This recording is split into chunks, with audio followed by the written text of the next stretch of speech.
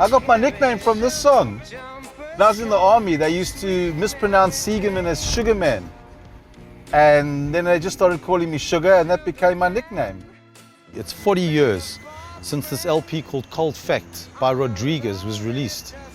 And in South Africa, it was a very popular album. It was one of the biggest albums of the day. But the thing was, we didn't know who this guy was. All our other rock stars, we had all the information we needed. But this guy, there was nothing. And then we found out that he had committed suicide. He set himself alight on stage and burned to death in front of the audience. It was the most incredible thing. It wasn't just a suicide, it was probably the most grotesque suicide in rock history.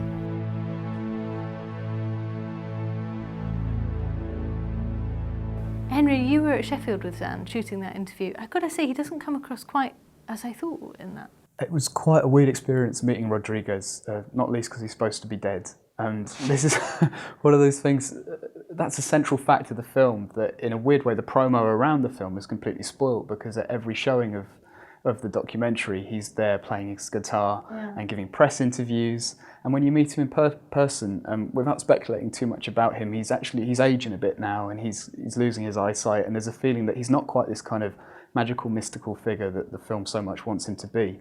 And for that reason, the film for me was good, but as a documentary, it's something of a sham in a weird way, a really nicely made sham, in that there's so many parts to it that you wish they'd dug into more.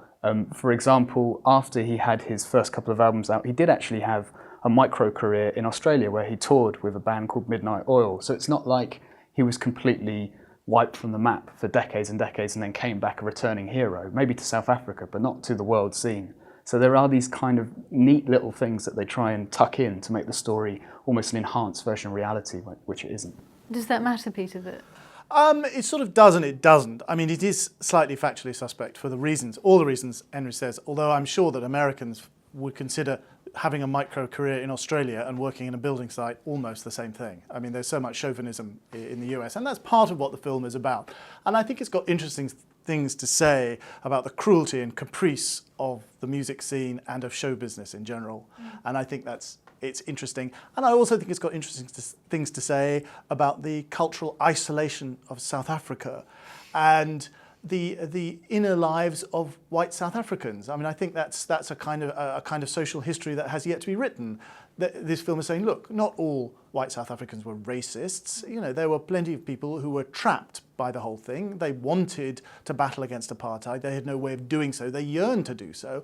And through an arbitrary quirk of fate, this guy's music did something to help them do that. And so there is something to be said. But yes, it does play fast and loose a little bit with the facts. Finally, we walked through the smoke, and I looked, and there in the far corner I could see the shadow of a man, and I couldn't see his face. I said, what's the deal? So we got a little closer. And you see this guy with his back to you. So all you see is his back, and he's in a corner singing.